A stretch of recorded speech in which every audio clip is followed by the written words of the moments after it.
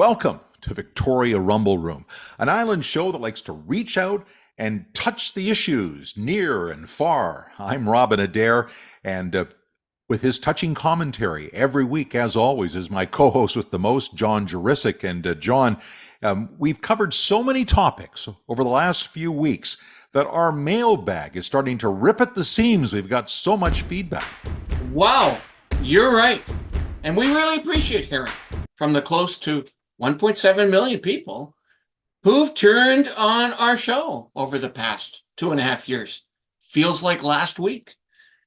In fact, close to 75,000 cumulative views in January. Come on. Thank you. Thanks everyone for watching and watching me move all over the place. Here's what people are commenting on.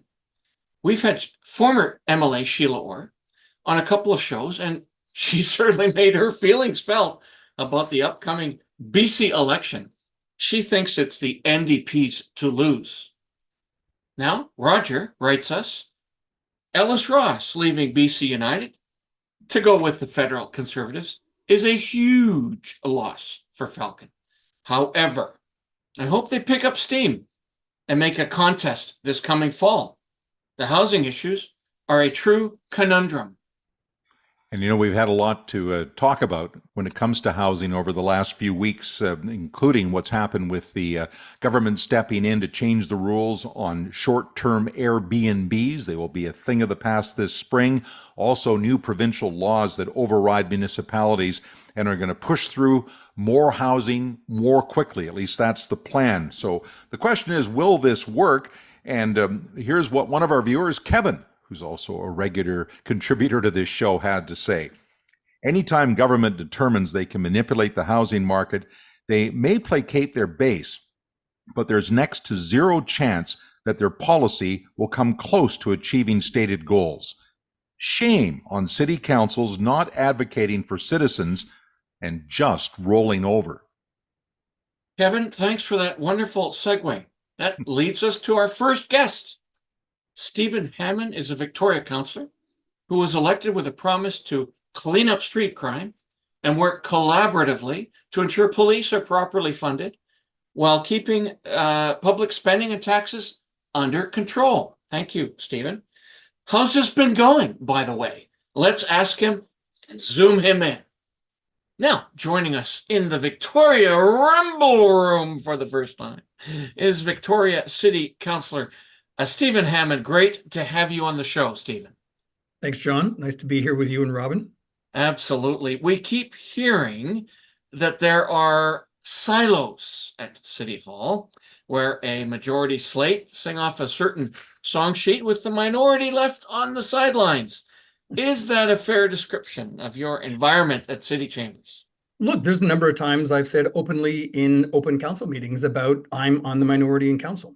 And so, yeah, my colleagues, the five who were endorsed by a few different groups together, and then they put all their brochures together. They got elected. And the interesting thing is, as much as I'm on the minority and it can be frustrating, I was brought up with politics. My mom was around politics all her life. Then she became a politician, member of the legislature in Manitoba. And when she retired from politics, she was a cabinet minister. And I actually worked for a political party. I have a political studies degree from the University of Manitoba before I went into law. So I appreciate the democratic process. And so whenever anyone gets upset or I get an email or a phone call from someone who they say, oh, they don't have the right to do this, I say, well, yes, they do, because enough voters voted them in. And that's the democratic process. It would be like me being Donald Trump and saying, I don't accept the results. Or the occasional person would say, well, they didn't know what they were doing. That's up to the voters. I doubt it. I'm sure they knew what they were doing. And do keep in mind, I think if you look at most of the votes are unanimous because they're procedural, they're easy, they're things that we have to do and no one argues with them. Most of the votes are unanimous on council.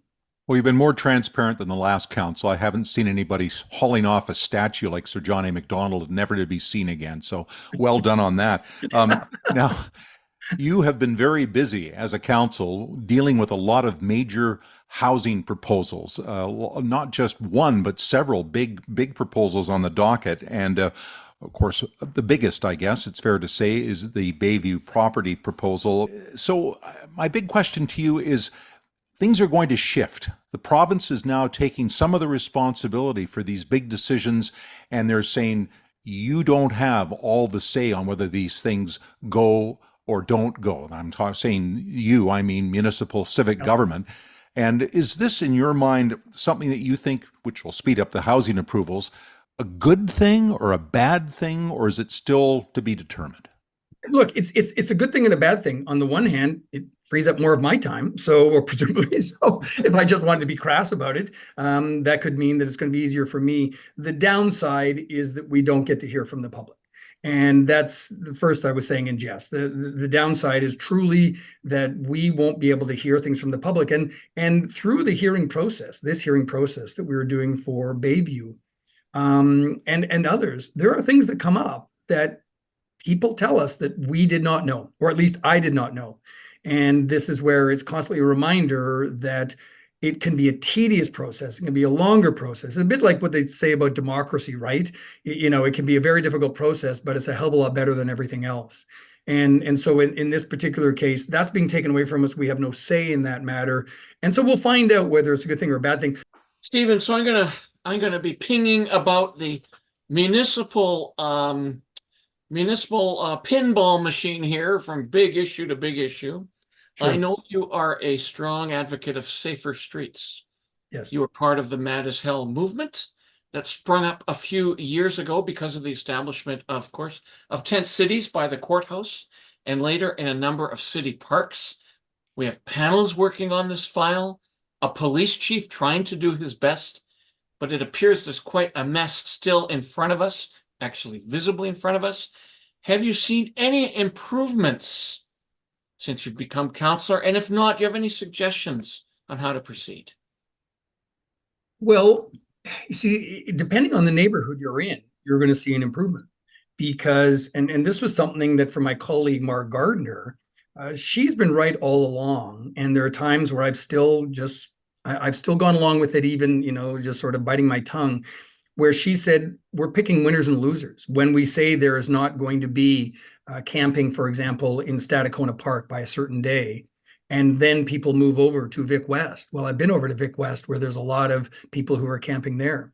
And so in some circumstances it's better. We also have a lot more people who are doing the detailed work that needs to be done. The interesting thing is I've done 2 ride-alongs with bylaw when I lived in Vancouver and was doing consulting work for the police in Vancouver. And one guy said, Stephen, you have no clue what's going along. And I said, okay, I'll do a ride along in the middle of the night. And that was an eye opener. And then I did one here when I got on council. And so in these ride alongs, you really see that it comes down to the individual. Like the police and bylaw, they know these people's names. They know their circumstances. They know what they need. And under many circumstances, they're just not getting it.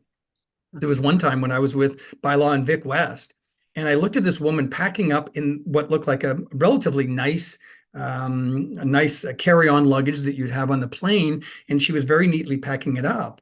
And it's funny, I said to the manager of the bylaw, I said, can I go and talk to her? I thought I didn't need her permission. I'm a citizen, let alone a councillor. So I went over and talked to her, and it turns out that her spouse got violent with her, threw her out of the house, and there she's been camping for 2 weeks. And so when I mentioned this to the manager, he got in touch with someone from the province who in 10, maybe 15 minutes was there, found out that there's a program to help her out so that she could actually get enough money to get to Alberta where she could stay with relatives until the legal stuff was worked out so that she could get presumably her half of her property. And so the interesting thing is not everything is so neat and tidy as that, but it is where bylaw and police and other social agencies can actually do something with the individuals. And what I have difficulty with is when we have many social service organizations, let's say, nonprofits, who a lot of time is spent in committee meetings. And I don't see a lot of I don't see a lot of stuff actually being done by some of them, and maybe it's unfair that someone can help me, but it seems to me as though for a social service agency, nonprofit or government, their first mandate should be how do they work themselves out of a job? With the province building so much housing for people who are right off the street and people with special needs of some kind. There's a lot that's being done, and I give the province credit for that. Of course, where I have issues is the safety that sometimes or a number of times is missing around these facilities. I wanted to talk with you about things that are around the water cooler, whether it's fact or fiction, speculation, or if it's real. Of course, there's always rumblings about the outrageous amount you're going to raise city taxes, and both business and your residential taxpayers are always interested in that. Also, I've heard rumblings about a discussion around changing the name of Victoria to something that's more friendly in this to this future generation, and less colonial and less settler sounding. And I don't know if that's true or not. And we certainly. You want me to respond to these? I do want you to respond. These are all the things that are rumbling around, and we're kind of curious to know what you're hearing, and how much of it is just speculation or just idle gossip or real. So what was the first thing you mentioned? Well, taxes going up through the roof. I think that's a good one. That's for everyone to see, and thank goodness for our director of finance and she's the assistant city manager, I believe, Suzanne Thompson, that we get 5 years out so that we know exactly what's going to be happening. And right now, the 5-year projection is, when you accumulate those, when you add it on top of the other, it's 53% over 5 years. That to me is absurd. That is just unbelievable. And I won't be voting for anything anywhere along those lines. And the difficulty is that if you want to ask about anything that's truly going to be cut, you won't get the majority to support that.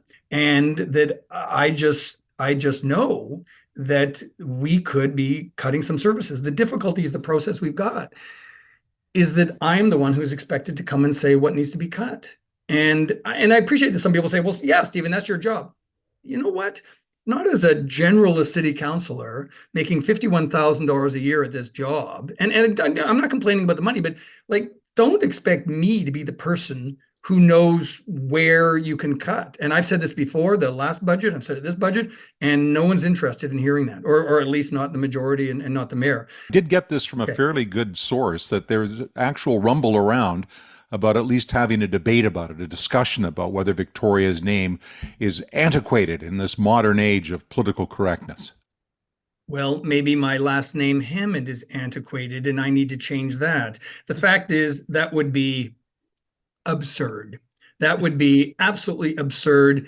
I don't mind saying that there was one person who suggested that to me, and I didn't give it not on council or anywhere near City Hall.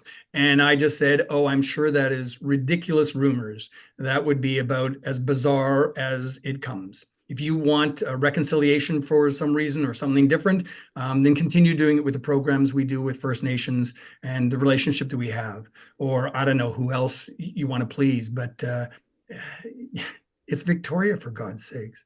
Mm-hmm. Stephen, I want to swing over to a pet issue, actually, in my case, more like a survival issue of mine. That being bike paths, bike safety, bike valet service at City Hall. As I've said many times before on the show and off of this show, and actually with Matt. Matt, how are you? We'd love to have you on. I love riding my bike around Greater Victoria and into the city. Gorgeous paths, really astounding and safe. And personally, I'd have no problem paying a couple of bucks to have my bike safely stored. It's an e-bike. That's almost a necessity that it has to be stored somewhere. Mm-hmm. So 2 questions. I'm not entirely clear why there is such pushback from the cycling lobby on a minimal payment for the valet service. And secondly, I'm very interested to hear your thoughts on making bike paths more compatible and safer with car traffic. And is there something we can do? Sometimes, and this is just a function of the process and of the ongoing development of this issue, you can hit an intersection and be staring at about 15 lights. Right. And not only is that difficult for me, That's difficult for a driver, coming through that thing at maybe 30K. So there you go. There's the whole bike thing. All right. On the first issue about paying, I would have wanted that. I would have liked that, but I immediately understand the logistics and the safety issues of getting into money. Now, there was something that was brought up by, I think, Mar Gardner again, when she was talking about some different sort of pay systems. And the concern would be that you'd lose people as soon as you have any pay. I'm a very active cyclist, and I don't mind saying that we have a Peloton here at home, and that's where I get my exercise, on the Peloton. And we got it the Christmas before COVID, so it's just an absolute coincidence that we just lucked into it, and I love it, and haven't gone back to the gym since. But when I say that, I just say I don't do it for exercise. I do it as my preferred way to get around town. And I'm the most impatient person in the world. Like if you guys think you're impatient, forget it. You can't light a candle near me. The thing is that that I hate lights. So as a cyclist, even obeying the law, I know how to get around. I know stop signs are a hell of a lot better than lights where you have to wait. And so I'm just a guy who gets around by bike a lot. If we want to take cycling from this neat sort of recreational thing into a very important part of transportation, then us cyclists also have to be part of paying for the process. So I would like that to be done, but if it's going to be so cumbersome, let's say for the bike valet, so cumbersome that it becomes a safety issue, or more time is spent on them, getting payment, or if something goes down, then bringing people in, I don't know that that's going to be a good result. So I'm open to, hey, can you find an easier pay system that would be safe, and yeah. So let's just say if there's something that could be done for that. Stephen Hammond, of course, has been saying it's very difficult for councils to come up with the right formula on what exactly has to be cut or trimmed in a budget year in and year out. And of course, nobody's saying this is an easy job. And it's the big problem, of course, on the other side of the fence is the taxpayer themselves. Everyone wants more services, and how are we going to pay for them? That's the big question. Our viewer, Kelly, had some thoughts on how to cut costs and how to keep taxes under control. And he writes, city managers should be looking at all aspects of their departments and doing a value for dollars audit to see if a dollar spent by the city goes as far as a dollar spent by the private sector. What are we paying for when the mayor says city services must be protected?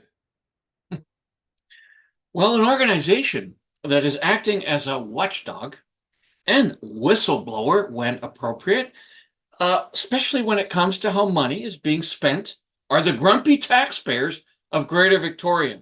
John Trelevin, Chief Grumper, is here to give us his read on public spending. Let's zoom him in.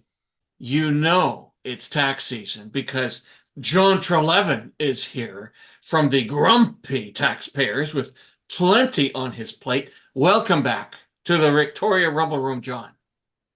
Pleasure to be here to see both of you. Yeah, right on. First up, if inflation was 3.4% in 2023, why are we hearing rumblings that some civic politicians are contemplating increases of double or triple the tax bill of last year? Is it true that taxes could actually go up that much? Well, it's entirely true, and it's, of course, a long history, not just in this region, but in the province, and maybe most municipalities in Canada. We've come through a period of 20 years where there was virtually no inflation. And if you check the records going back that far, you'll find that taking into account inflation, which was 1%, population growth in most municipalities was minimal. Property tax increases were going up 200% and 300% of the inflation rate. The graph is an open jaw. I went to Sydney Council one time and years ago, and I said, well, I don't understand why your tax increase is far higher than the CPI. Here's what I was told. Well, the CPI doesn't apply to us because as a municipality, most of our expenditures are for things like concrete, steel, and asphalt. But if you look at your budget, folks, more than half your budget is personnel.